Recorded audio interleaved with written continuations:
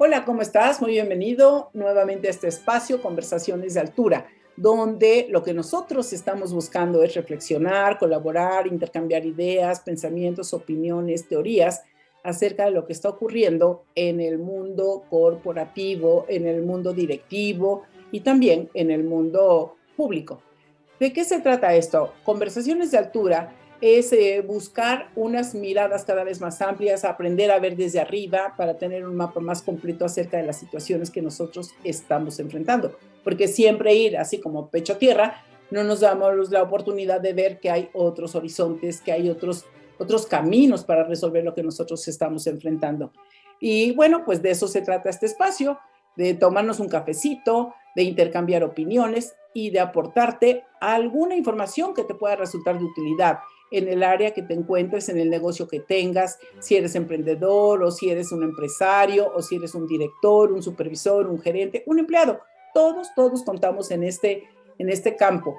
Así que fíjate que hoy tengo el privilegio de contar con la presencia de Rogelio Segovia. Rogelio es abogado corporativo, también tiene mucha experiencia en recursos humanos, es académico, da clases, está vinculado con el cambio de la cultura organizacional de los negocios y como coach y como consultor ha intervenido en cambios de muchas empresas y organizaciones. Seguramente la conversación que vamos a tener en estos momentos con él te va a resultar de mucha utilidad. Así que trae tu cuaderno, toma nota y con mucho gusto también nos puedes escribir para que nos preguntes lo que tú quieras.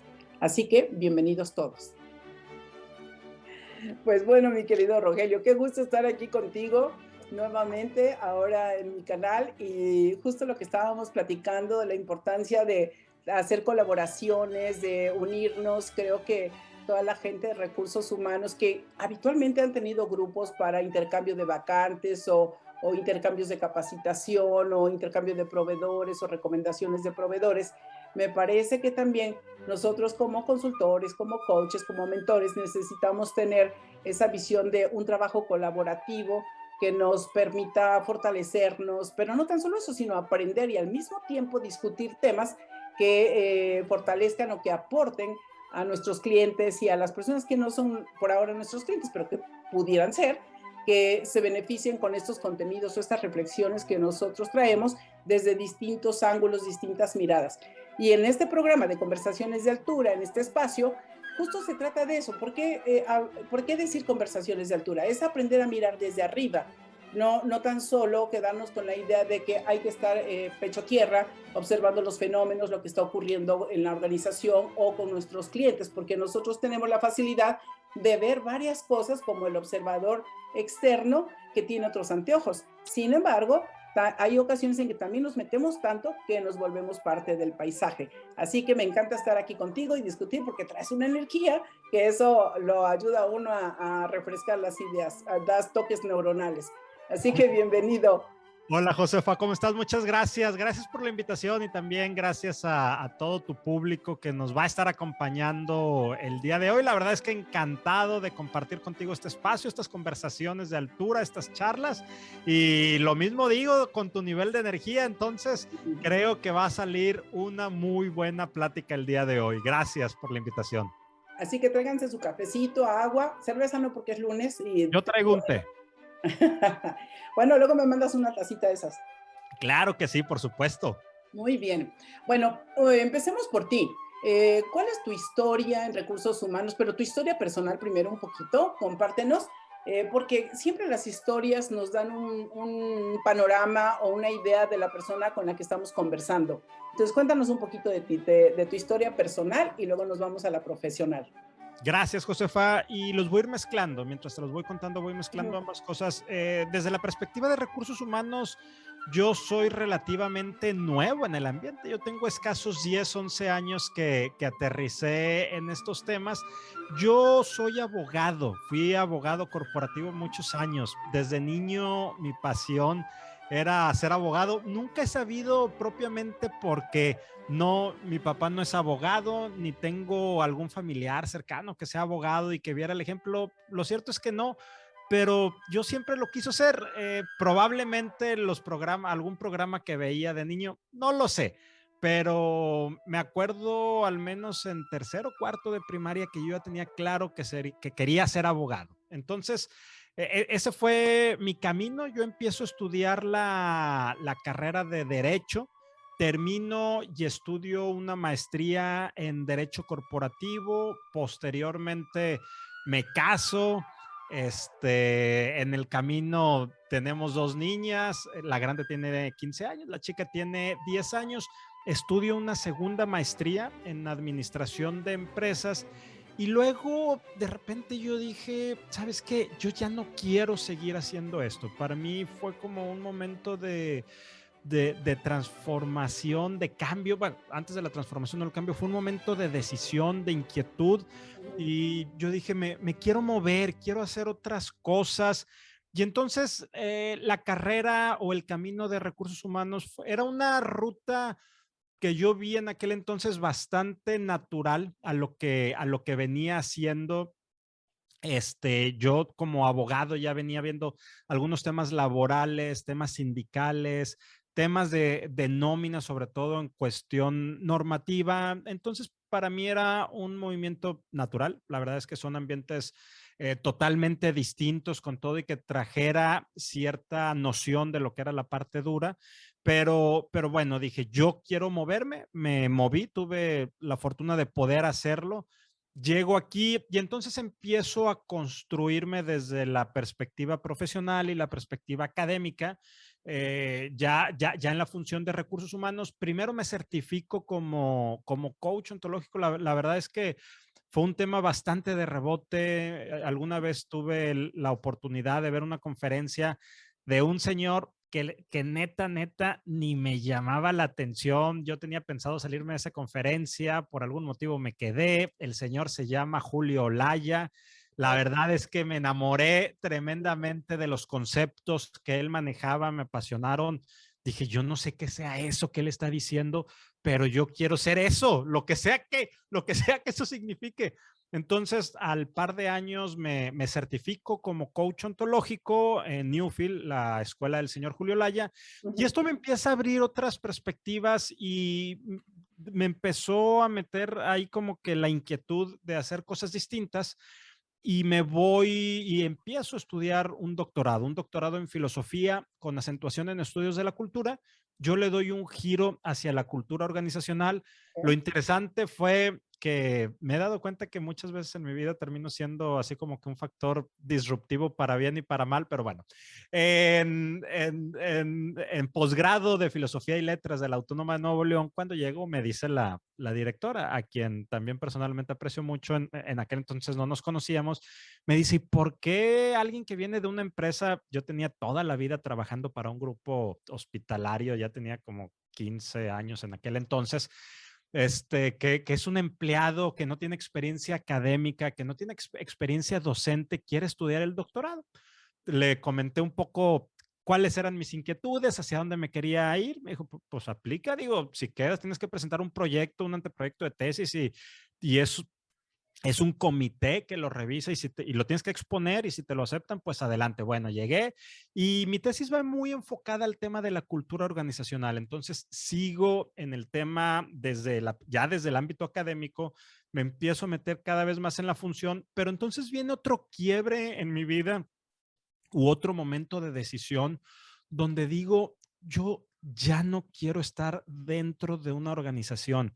Y nada tenía que ver con la organización, tenía que ver conmigo. Fue como el cambio de yo ya no quiero ser abogado. Y la verdad es que nada tenía que ver el ambiente legal, para nada, tenía que ver conmigo. Ahora sí que no eres tú, soy yo, ¿verdad? Entonces tenía que ver conmigo hacia dónde quería moverme y tomo nuevamente una decisión. Para mí es profesionalmente una segunda reinvención. La primera es cuando llego a recursos humanos, la segunda es cuando salgo del ámbito corporativo, del ámbito laboral y empiezo a hacer lo que estoy haciendo ahorita. Ahora sí que temas en la academia, temas como consultor, temas profesionales y aquí es donde estoy ahorita. Esto es lo que soy. Papá, esposo, hijo, amigo, un tipo que le gusta estar buscando muchas cosas, me gusta hacer jardinería, me gusta hacer panadería, me gusta correr, me gusta leer. Y entonces es como que, como tener opciones de hacer muchas cosas en la vida, nunca he descartado regresar a algo o hacer otra, incluso algo totalmente diferente. Es conforme la vida lo vaya planteando y sobre todo que se vaya alineando a mis expectativas, a mi plan de vida y carrera. Entonces, resumen, creo que eso soy yo. Fíjate qué interesante, porque si te das cuenta, la formación en las escuelas era antes polimática, ¿no? Y esa se fue reduciendo para volverse universitaria, es decir, tomar una especialidad. Los médicos se fueron a especialidades, que eso está bien, no, no hace daño, pero el conocer de varias áreas, de varias especialidades, por supuesto que nos potencia, porque te da esa mirada sistémica para abordar los problemas, porque en realidad ¿qué labor o qué responsabilidad tienen los directores de una organización? No los empresarios, los directores, sino ellos tienen la responsabilidad de dos cosas. Uno, resolver problemas y resolver conflictos. Prácticamente esa es su tarea. Y eso es lo que no se enseña casi nunca en las universidades. Se enseña un poquito en la parte de análisis de problemas, toma de decisiones, pero no el cómo resolver conflictos, porque a todo le llaman bronca, ¿no? Y Entonces, luego la connotación negativa que se le hace a la palabra conflicto, ¿verdad? Dice conflicto y no, pues, tú no quieres estar casado con una persona conflictiva, no quieres una amistad conflictiva, no quieres un hijo conflictivo, una hija conflictiva, pero tiene mucho que ver, como tú dices, con esa connotación y esa falta de apertura probablemente para entender que, pues, hasta en los conflictos hay muchas cosas buenas, incluso puede haber más cosas buenas que malas en un conflicto.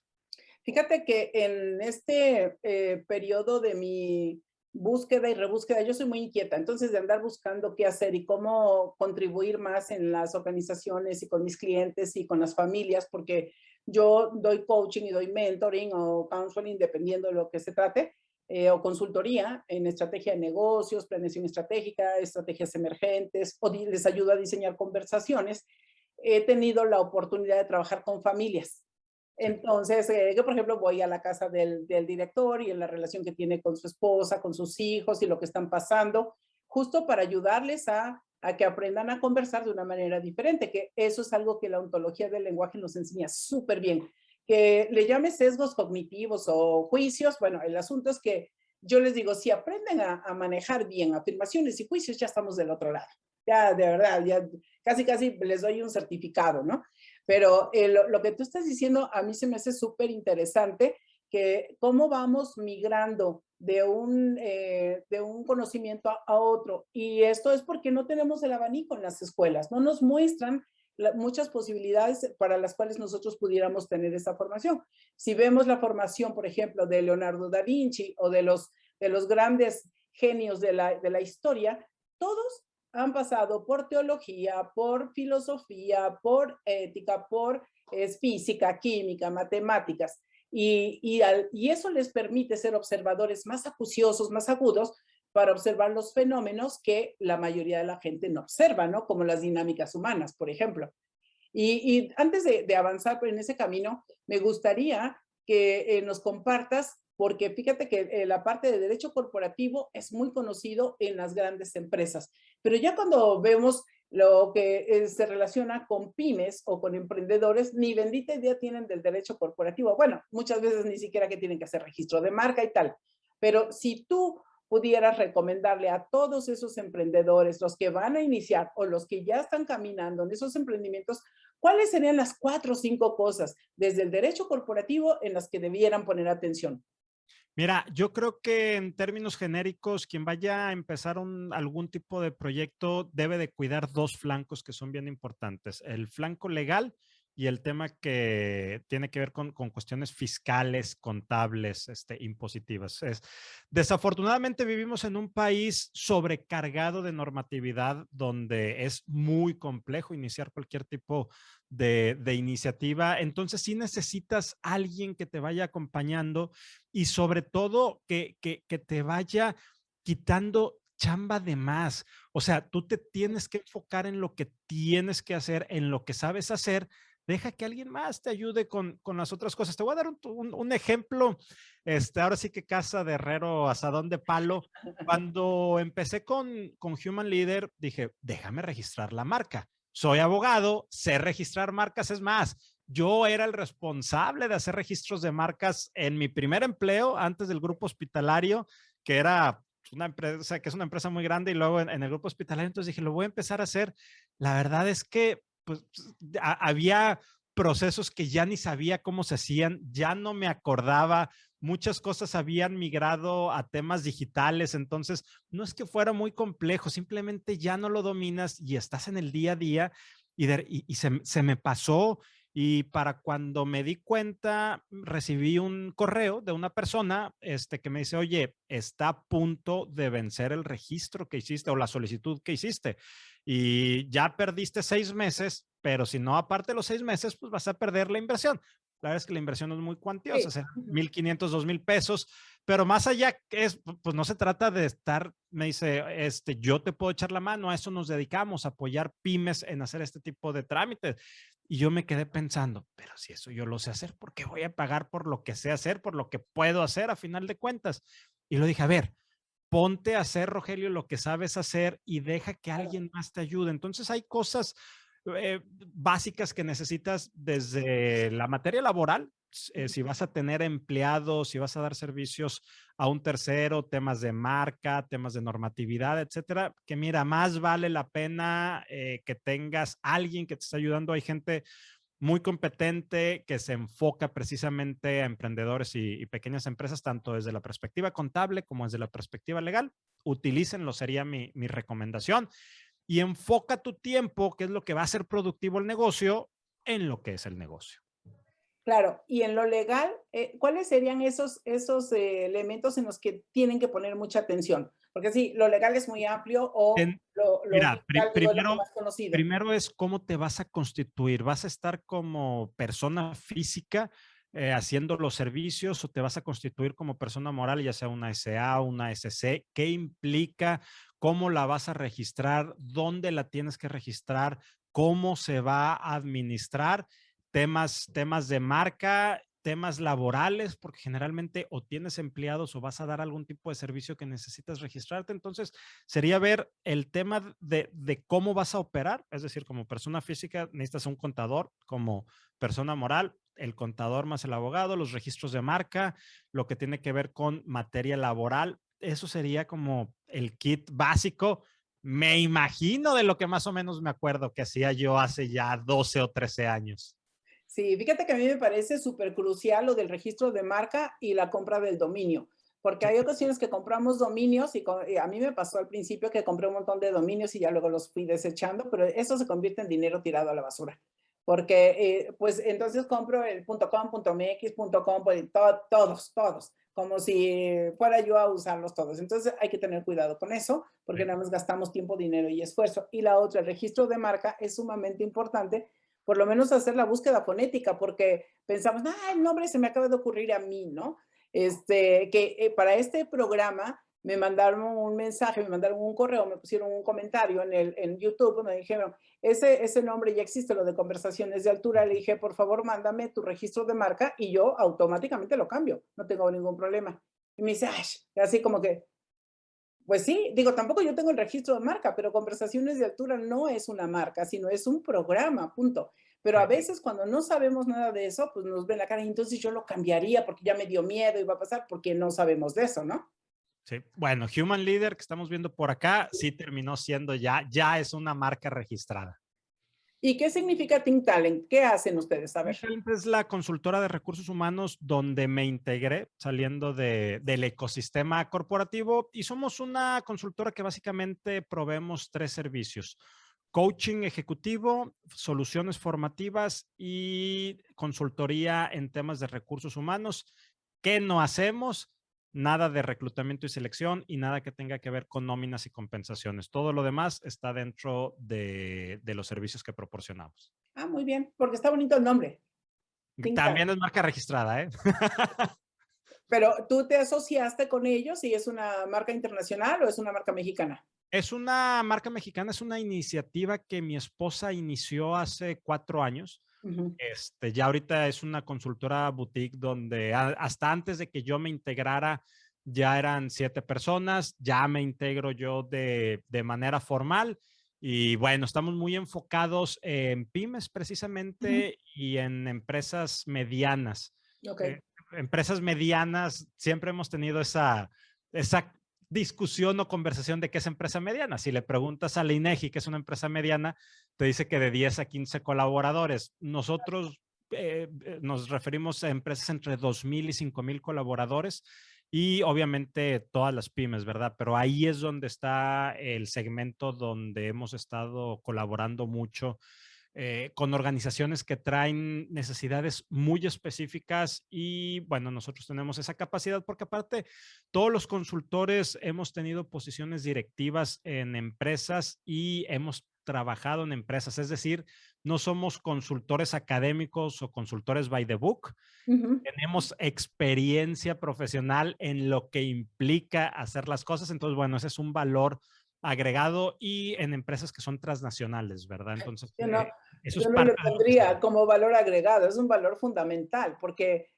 digo, hoy es muy fácil encontrarnos consultores que terminaron la carrera hace un año o que a raíz de esta pandemia aparecieron un montón de consultores, ¿no? Yo recuerdo en una ocasión, uno de nuestros facilitadores llega y le dice, llega presumiendo, no, pues ya tengo empresa, que no sé qué cosa, y le dice una de las chicas que estaba ahí con nosotros, y le dice, ¿para qué tienes empresa si yo aquí trabajo con José y aquí, o sea, todos hacemos muchos proyectos y todo? No, le dice, no, sí, pero pues ya tengo mi empresa. Y le pregunta, ¿tienes oficinas? No. ¿Tienes empleados? No. ¿Tienes clientes? No, pues la acabamos de hacer. Entonces no tienes empresa, tienes una razón social. Sí. No te confundas, ¿no? Entonces es súper interesante eso. Yo ni siquiera lo oí, después me lo comentaron y dije, sí es cierto. O sea, hay ocasiones que nosotros decimos, tengo empresa, pero soy yo, soy mi portafolio, ¿no? Sí. Entonces, y no tengo tampoco la experiencia o eso, y no se descalifica porque las personas pueden tener muy buenas ideas y pueden traer buenos modelos, sin embargo, no siempre saben cómo enfrentar los problemas que una empresa implica y que además nosotros nos formamos en gran medida con nuestros clientes porque cada cliente tiene sus particularidades, ¿no?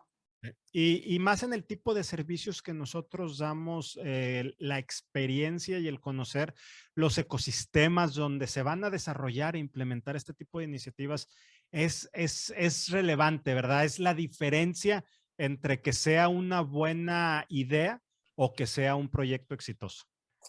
Muy bien, interesante. Pues mi querido Rogelio, vamos a entrarle al tema de desafío, el gran desafío del desempeño en relación con COVID. Porque hace poco tuve unas charlas con la doctora Rosalinda Sepúlveda, que ella participó en la investigación que hicieron a 48,000, más de 48,000 personas que tuvieron COVID.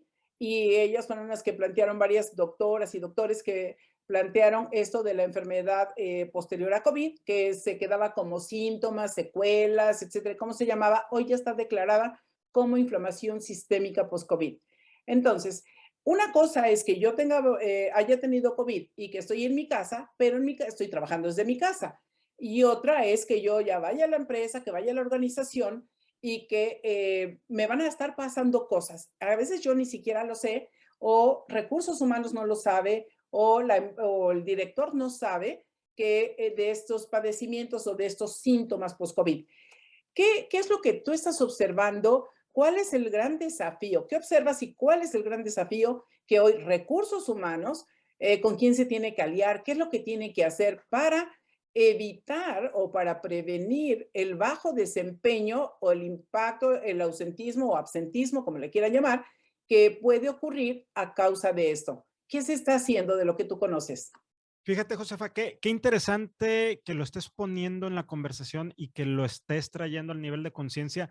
Lo cierto es que se está haciendo poco en este momento y es entendible, ¿eh? No es malo y voy a ir abriendo la idea, tratándola de desarrollar. Estamos todavía en medio de la pandemia, saliendo de una tercera ola, en medio de una crisis económica. Ha sido un golpe brutal para las organizaciones desde perspectivas económicas hasta la perspectiva operativa y de disponibilidad de los colaboradores, muchas cosas apenas se están descubriendo. Vámonos 18 meses atrás, 20 meses. Estábamos con la discusión de si debíamos o no usar el tapabocas. Y me refiero cuando esto recién empezaba. Y luego estábamos con que si teníamos o podíamos estar en lugares abiertos o no, y qué tipo de filtro tenían o no que tener los climas y la temperatura que se debía de manejar. Y el Centro para la Prevención de Infecciones de Estados Unidos daba unos lineamientos y después los cambiaba y después los cambiaba y después los terminaba cambiando. ¿Qué es lo que sucede? Básicamente que esto es de los primeros, si no es que el primer padecimiento de salud a nivel mundial que nos afecta en tiempo real, en todas partes y con este nivel de información y comunicación que tenemos hoy en día. Entonces, el que se hayan dado estos bandazos, por llamarlo de alguna manera, que sí usa, lo que no usa, lo que sí ponte, que no te pongas, que sí funciona, que no funciona, mucha gente lo decía, ya ves, es que ni siquiera le entienden, es que no saben lo que están haciendo, es que están adivinando, y se nos olvida que los procesos de investigación, de descubrimiento, el método científico es como funciona, ¿verdad? Es como se van dando los descubrimientos, nada más que lo estamos viviendo en carne propia al mismo tiempo. Entonces, este tema, para ir aterrizando, que tú dices ahorita, oye, las secuelas que se están presentando por el tema del COVID, pues son cuestiones que apenas se están dando a conocer desde una perspectiva clínica. Digo, a lo mejor tienen 4 o 5 meses, pero que están saliendo de los foros especializados, que están llegando a foros como el tuyo, que sin ser un foro médico, es un foro que ya está tomando esa información.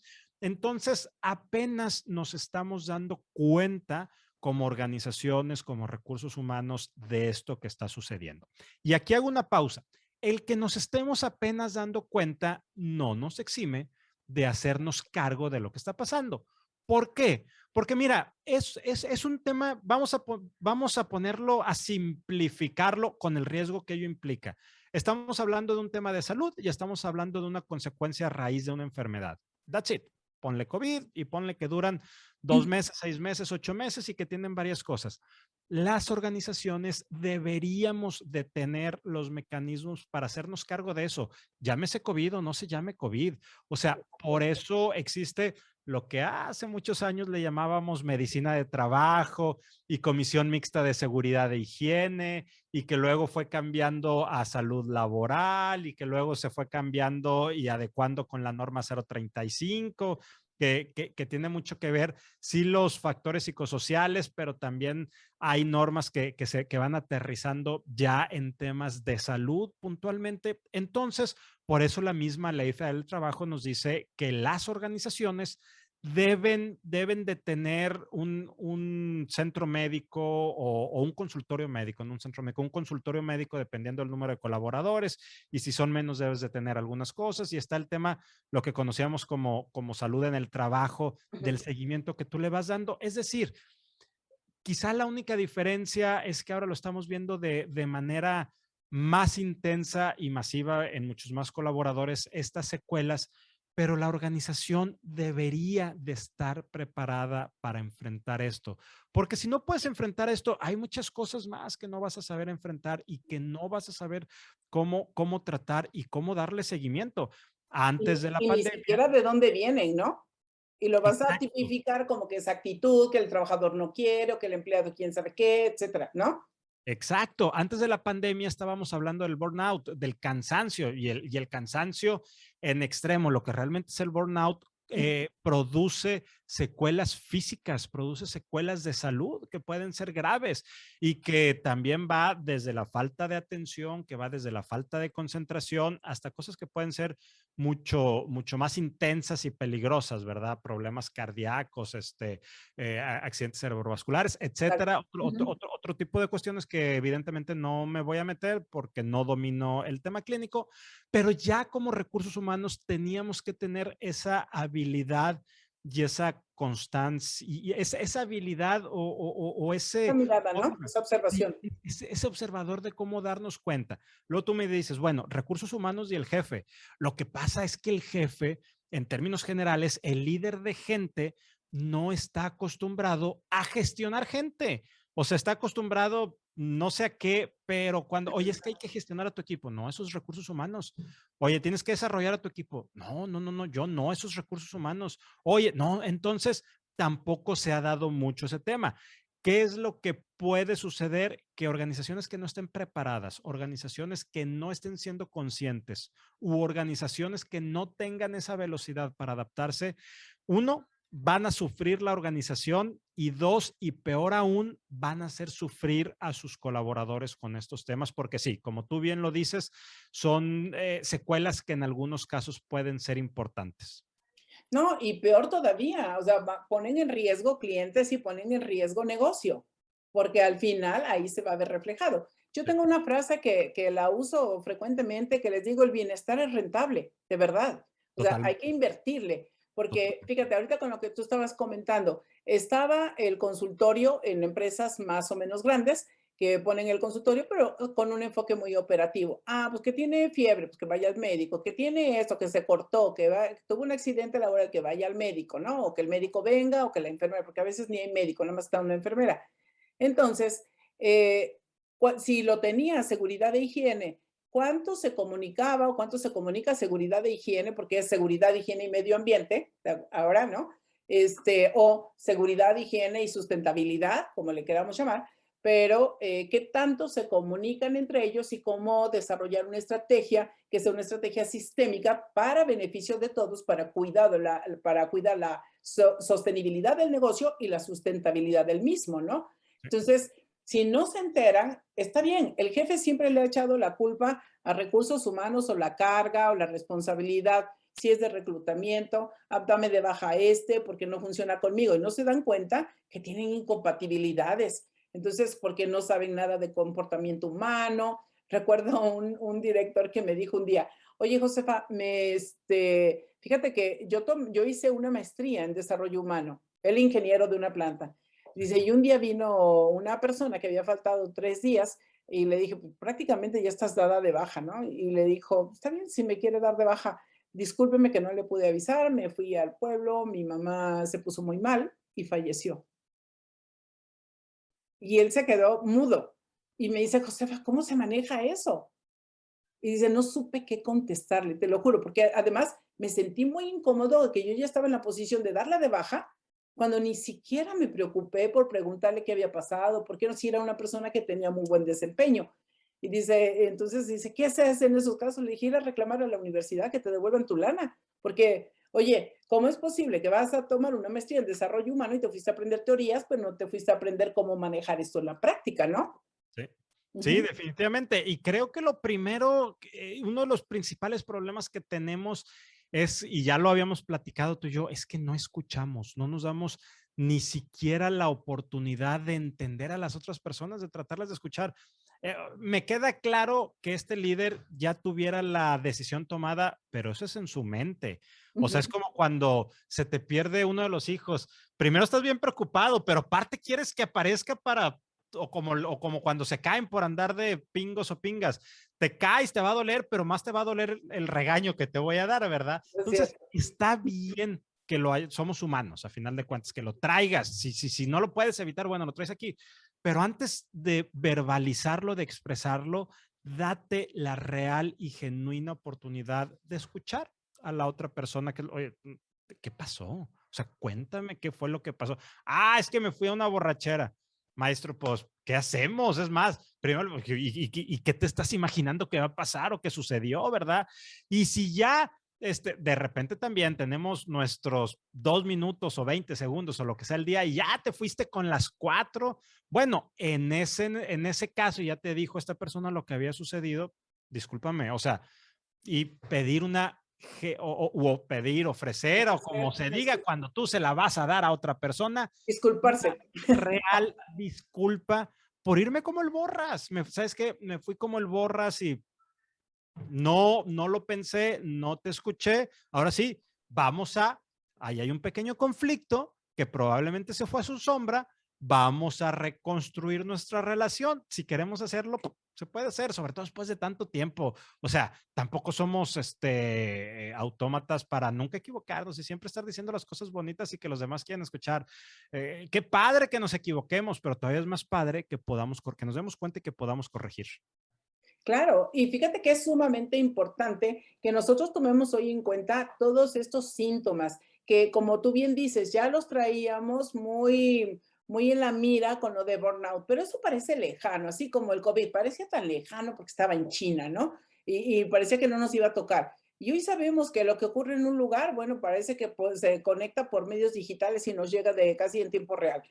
Entonces, me parece que conviene tomar esa conciencia por parte de recursos humanos que ya vaya haciendo esa labor de entrega, de preparación de los niveles de mando para que se vayan haciendo cargo. Decían, no, no, ya les vamos a pasar esa responsabilidad a los líderes o a los, como les quieran llamar, niveles de mando, a los managers para que se hagan cargo de su gente, pero ¿cómo se las vamos a pasar si no los hemos entrenado? Y tampoco ellos se han entrenado, porque déjame decirte que en mi larga historia trabajando todo esto, son muy pocas las personas que invierten en su propio desarrollo, muy pocas.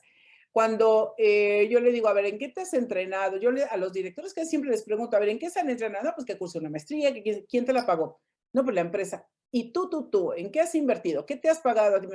No, pero es que la empresa me paga todo. No, o sea, tienes que aprender a invertir en ti, tienes que aprender a invertir en tu conocimiento, en tu desarrollo, en tu crecimiento, en tu contraste de ideas, en tu reflexión, porque si no, no sales de ahí. Entonces, cuando ya salen de la empresa, porque van a salir algún día, espero que no salgan, como dicen, muertos, no, sino que salgan vivos y todavía lancen un negocio, si no llevan esa mentalidad de invertir, ¿cómo les cuesta trabajo invertir cuando tienen su negocio? Es más, hasta comprar hojas o pagar los servicios. Se vuelven algunos súper, no quiero decir la palabra, pero es esa como que tienen miedo de entregar dinero a un proveedor, no saben ni contratarlos. Entonces, fíjate qué tan importante es cambiar esa mentalidad que tienen los directores o los niveles de mando cuando que tienen la oportunidad de aprender en una empresa donde tienen algo seguro para que cuando vayan al mundo inseguro, que siempre hay mundo inseguro, ¿no? Pero al mundo más inseguro, que estén preparados para enfrentar todo este tipo de cosas. ¿Tú qué opinas de ello? Fíjate, déjame, te comparto, ahorita que estás platicando esto, me vinieron a la mente dos ejemplos puntuales con dos coaches sobre situaciones muy similares. El primero, él es director de recursos humanos de una empresa familiar y entonces está tratando de hacer cambios importantes en los procesos y en la forma de trabajar. Y una de las cosas en las que él, esta persona, es muy consciente es en que la responsabilidad de gestión de los colaboradores debe de ser del líder y él es total y absolutamente creyente. Y cuando platicamos eso, es una frustración, me dice, porque al final el jefe, el líder, el dueño de la empresa no coincide en eso. Y por más que lo he venido impulsando, pues llega un momento en donde si no hago lo que me están pidiendo, me van a correr, ¿verdad? O sea, yo puedo tratar de hacer y la idea y le compartí lo que yo le llamo el principio de la humedad, de ir haciendo las cosas poco a poquito para que cuando veas la mancha de la humedad ya sea demasiado tarde, el cambio, cómo vas a hacer el cambio de pensamiento.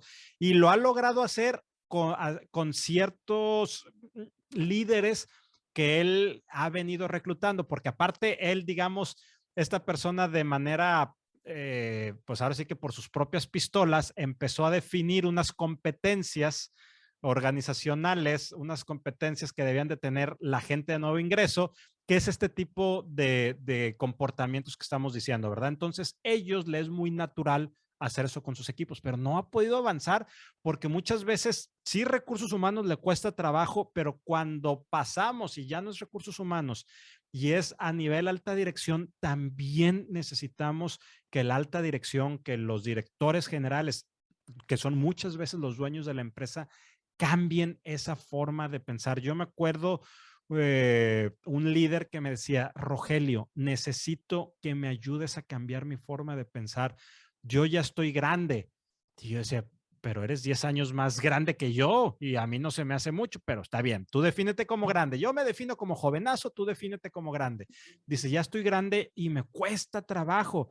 Dije, bueno, celebro que tú ya te hayas dado cuenta, que hayas caído en el nivel de conciencia, pero a la primera de cambios, no, cambios no, aquí no queremos esto no sucede. Entonces, primero tenemos que ser todos conscientes. Sí, recursos humanos tiene que habilitar, sí, recursos humanos tiene que pasar esa estafeta. Le cuesta trabajo a recursos humanos y eso tiene mucho que ver, y lo he venido mencionando, a recursos humanos nos cuesta mucho trabajo alinear la estrategia del área con la estrategia del negocio. No el negocio se va a venir a alinear con nosotros, nosotros con ellos, y esto es parte de. Entonces, este es el primer tema. El otro que tú que mencionabas y ponías en mesa es la cuestión del autodesarrollo y la autogestión que cada uno de nosotros debemos hacernos cargo.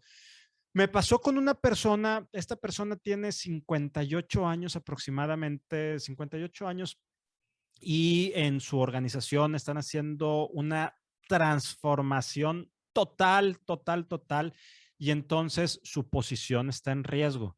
Y es altamente probable, y él ya empieza a ser consciente de que tiene 58, 60 años, ya podría estarse jubilando o prejubilando, de que, bueno, después de tantos años lo van a tratar bien, pero lo van a invitar pues a retirarse de la compañía. Y entonces yo reflexionando me hacía la pregunta, ¿por qué a la organización le es más sencillo ir por alguien de fuera que no conoce la empresa, pero que trae ciertas competencias, y traerlo a que ayude a cambiar la empresa, que alguien que tiene 20, 30 años en la organización? Entonces, mi primer sesgo, y lo reconozco, tuvo que ver con la cuestión de edad. Yo dije, es que tiene que ver con la edad. La empresa está buscando a alguien más joven y con diferente energía. Pero luego cuando dije, a ver, Rogelio, reta ese sesgo, porque, o ese comentario, para ver si es o no un sesgo. Lo cierto es que esta persona es una persona con mucha energía, es una persona muy echada hacia adelante, pero no se preocupó por adquirir nuevas competencias más allá que la cajita de competencias que su organización le iba dando o que le decía por dónde se moviera. En el momento en que la empresa dijo, necesito hacer un cambio total y absoluto, no es que seas joven o viejo, simplemente ya no eres la persona para el nuevo puesto que yo necesito, y son tan rápidos los cambios que no tengo la capacidad de reentrenarte. Ahorita, al día de hoy, el principal riesgo que tenemos o que tienen las organizaciones, que tenemos quienes estamos en recursos humanos, es la gran brecha social que hay por tema de falta de competencias, y sobre todo porque se están generando nuevas competencias a raíz de toda esta disrupción tecnológica, y la empresa está tratando de habilitar, pero pues uno tiene que ir todavía más allá. Y el ejemplo con el que yo cerré este pensamiento, toda esta reflexión, fue y lo he comentado en otros foros, qué pasaba hace 10, 15 años en las grandes ciudades, en los noticieros de radio o de televisión. Pues los grandes noticieros de radio y televisión tenían su helicóptero con un piloto y un reportero o un camarógrafo que iba diciéndote por dónde le dieras y por dónde no, porque había mucho tráfico. Ahora, al menos en Monterrey, ya no existe ni el helicóptero, ni el reportero, ni el piloto. Lo hace gente con drones desde tierra, y van tomando, y una persona con un aparatito como este hace la función del helicóptero, del camarógrafo, del piloto, y transmitiendo en tiempo real. ¿Qué fue lo que sucedió si no se capacitaron o no se habilitaron o no pensaron a futuro el camarógrafo, el piloto? Pues simplemente se quedaron sin chamba. Entonces, por eso es tan importante lo que tú estás diciendo, Josefa. Necesitamos ser los arquitectos de nuestro propio desarrollo. Sí, totalmente. Y fíjate que a mí me parece que más allá de las competencias que declara cada vez que se reúnen los del Foro Económico Mundial o Foro Mundial de Economía, a mí me parece que lo que siempre nos están diciendo, esas ya estaban, desde hace como 20 años, son las mismas que se están diciendo: resiliencia, trabajar bajo presión, ta, ta, ta. Y a mí me parece que las nuevas competencias o las nuevas habilidades, las soft skills, tienen que estar vinculadas con un conocimiento. Uno es conocimiento del comportamiento humano, porque no entendemos ni por qué nos pasa lo que nos pasa. Luego, el gran tema va a ser el conflicto. cada día vamos a tener más conflictos si no lo están visualizando. Una cosa es sostener en paz a la gente y otra cosa es que cada día la gente está más intolerante. De hecho, fíjate que está declarado como uno de los 5 males del mundo. Sí. Uno es la falta de acceso a, bueno, a la alimentación, al agua, lo del cambio climático, lo de la ecología y todo esto, pero no la ecología de un lugarcito, de las botellas de PET, no, sino la ecología en general, cambio climático. ¿Qué te dije? Agua, lo de alimentación, el hambre, las desigualdades laborales y todo esto que va a venir muy fuerte, porque además ahí se genera todo lo de el riesgo los factores de riesgo psicosocial. Y el último, el 5, que está declarado por la ONU, la UNESCO, la ACNUR, es el conflicto. Sí. Entonces, si nosotros no nos entrenamos en manejar esos conflictos, cómo tener esas conversaciones, que quienes nos hemos formado de manera seria y rigurosa en coaching, sabemos la importancia que esto tiene, ¿no? El diseñar conversaciones, el acompañar a la gente, porque muchas veces uno dice, ¿cómo es posible que un director no sepa diseñar una conversación? Pues no, no sabe, punto. Nadie se lo ha enseñado. Y no lo necesitaba antes. No, porque además, este no me cae bien, córrelo, pero ahora ya no es tan fácil, ya no es así y ya no va a ser, cada vez va a ser menos fácil hacerlo. Entonces son esas competencias conversacionales que deben desarrollar, el saber pedir, saber escuchar, saber ofrecer, el saber coordinar acciones, que tú conoces todo el modelo. Esas competencias son las que yo más trabajo con los directores y seguramente tú también. Entonces, esa es una. Por el otro lado, entender comportamiento humano, que eso está vinculado con neurociencias, neurociencias de neurobiología del comportamiento humano. Por otro lado, porque ahí se van a, perdón, me regreso, porque ahí se van a dar cuenta de cuestiones emocionales, de dónde viene. La otra cosa tiene que ver con salud, pero no salud laboral, sino salud mental, porque la salud mental también te va a afectar la salud laboral o el riesgo de accidentes y todo esto, ¿no? Entonces, fíjate cómo son tres pilares tan interesantes que todos tienen que ver con el interior.